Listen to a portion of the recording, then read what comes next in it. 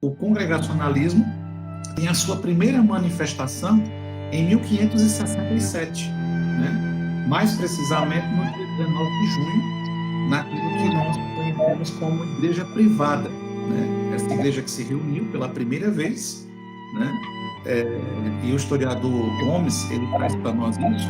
Um grupo se reúne, né, em 19 de junho de 1567, porque eles não aceitavam mais permanecer ligados à igreja oficial, que no caso era a igreja anglicana, a igreja do rei, a igreja da monarquia. E eles buscavam uma separação completa dessa igreja.